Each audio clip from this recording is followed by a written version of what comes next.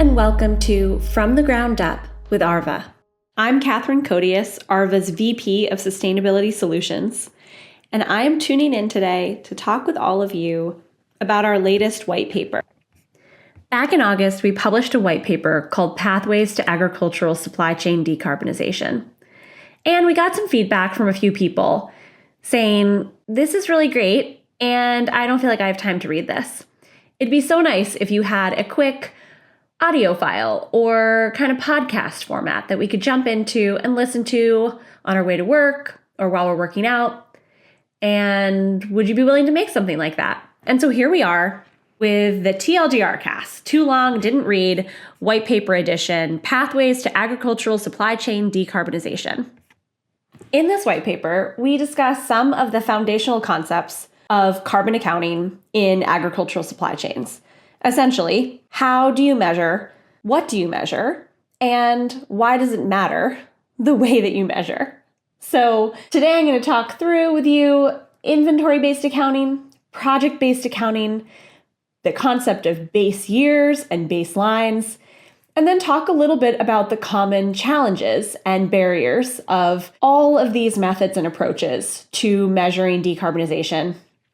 And we'll think together a little bit about how to use measurement and carbon accounting as directional information, data that supports strong decision-making as you look at decarbonization and climate strategy across your organization, but particularly in the ag supply chain context.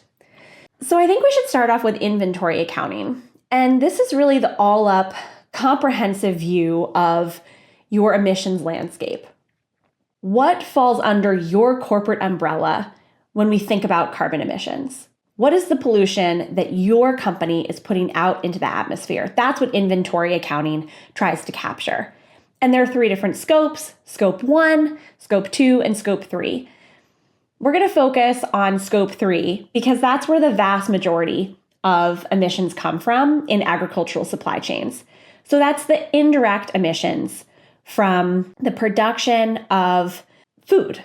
And this takes into account everything from the production of fertilizer, of seeds, everything that it would take to grow on field, and then all the energy on the farm that's used by tractors and in the barn, everything that goes into the life cycle, essentially, of the food.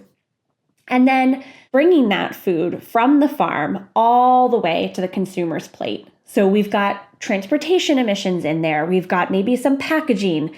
There's so many different pieces to consider. And in inventory-based accounting, all of that is captured by an emission factor. So for each line item in your spend sheet, you could have an emission factor associated with that line item. Now, in a non-agricultural example, we'll use pencils. In your annual inventory for greenhouse gases, you could have an emission factor for pencils that you would put against your spend or the volume of pencils that you purchased. And that emission factor tries to encapsulate what we call it the cradle to gate in the agricultural context. So how is the thing made? How is it created? And then what are the emissions associated with the production of that item? Inventory-based accounting is the kind of accounting that aligns with the greenhouse gas protocol. In fact, the greenhouse gas protocol is what sets the framework for how we do carbon accounting. And I've been doing carbon accounting for about 10 years. And whenever I have a question on like, oh, wait, how do I do that? Or what is the approach when I have this kind of data, but I don't have this kind of data? I still go to my copy of the corporate standard and I go and look. So the greenhouse gas protocol is sort of the Bible for inventory-based accounting. And then inventory-based accounting is also the approach that aligns really carefully with SBTI. It provides us with a year-over-year glance at our all-up emissions. And these reporting cycles help us view progress. So, okay, according to our inventory, our emissions in this area of Scope 3 have gone up or down. Or year over year, our emissions all up at the organization have gone down. Inventory-based accounting lets us see that. However, just to highlight some downsides, it is less precise when it comes to measuring the impact of specific interventions, and it can mask the variability happening on field. So when we think about capturing a new project or a new intervention or some initiative at an organization, we may not be able to capture that in inventory-based accounting. And that's because, well, there are a lot of reasons, but one of the key reasons is that emission factors don't always show progress year over year because they're so complex. And so if one piece of an emission factor goes down based on an intervention, another component in that emission factor could go up. When we want to have a holistic view or a comprehensive view, in addition to inventory-based accounting, we often look to project accounting, sometimes called intervention accounting. This method focuses on the impact of specific program compared to what would have happened under a business as usual counterfactual scenario. So, if you imagine a graph, right, there's like a line that's red and it's going up, up, up, up, up, and that's our business as usual, our growth trajectory. And not only is our revenue growing and our purchasing is growing, but our emissions are growing too. And then the counterfactual scenario is against that red line, we have a green line that shows the implementation of regenerative ag over 100 acres of wheat. And that green line, the differential shows us, oh, wow, by putting these new programs in place, we can show a significant emission reduction. But it is calculated differently, right? So it's a snapshot in time of the program against a counterfactual, whereas an emission factor is addressed by components of pollutants. So when we think about project accounting, one of the things that probably comes to mind is offsets. Wow, there are just so many different definitions of offsets and, on the other side of the coin, insets right now. I'll sort of share Arva's approach, which is insets for us are in supply chain reductions. So a company comes to us and says, we're looking to tackle this area of our supply chain.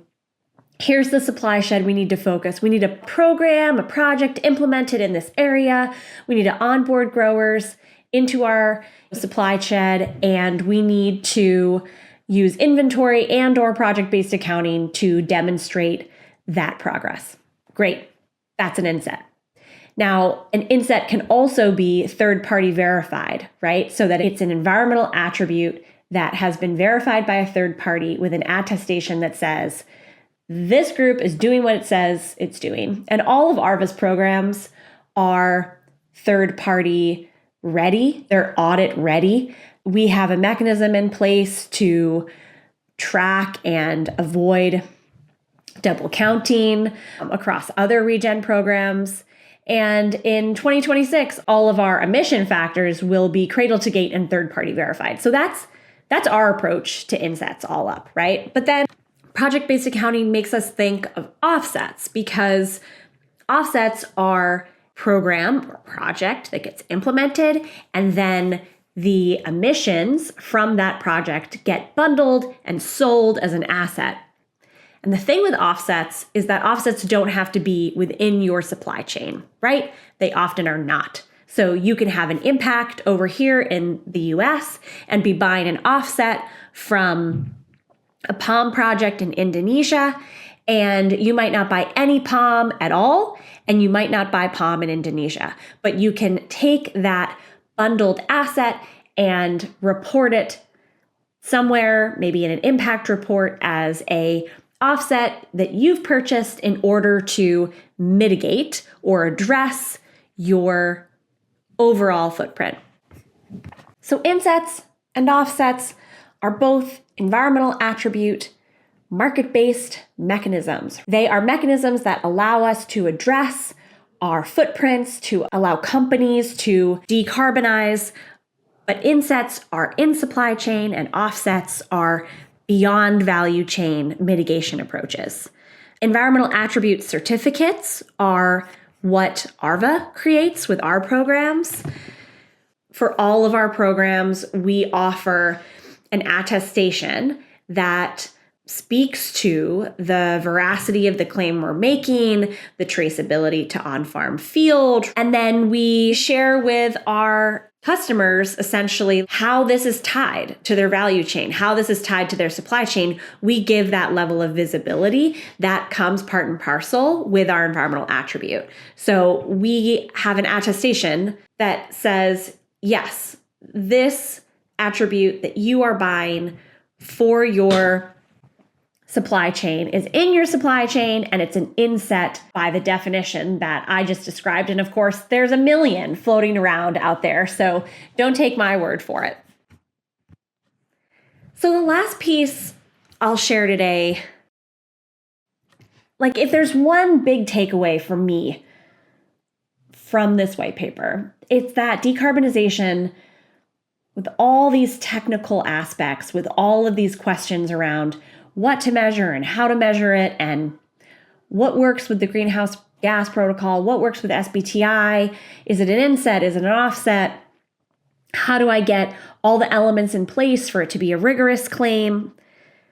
The thing is, if we can just reframe decarbonization not as a burden, but as an opportunity, it's a chance to redesign, to think about our supply chains and our supply sheds in a new way, to rebuild them or restructure them to be more resilient, more efficient, and more regenerative. And we know the foundations of that, right? Transparency, credibility, robust primary data has to be in there. And all of these pieces are driven by innovative ag tech, but really at their core, they're true partnerships between the Arvas of the world, the CPGs of the world, and our farmers, our growers.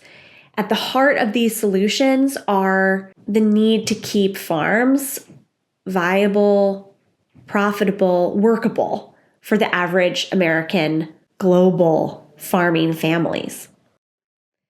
And without that piece, without farmers being at the heart, without decarbonization being a solution to more sustainable, resilient, profitable farming, we can't create meaningful and scalable change.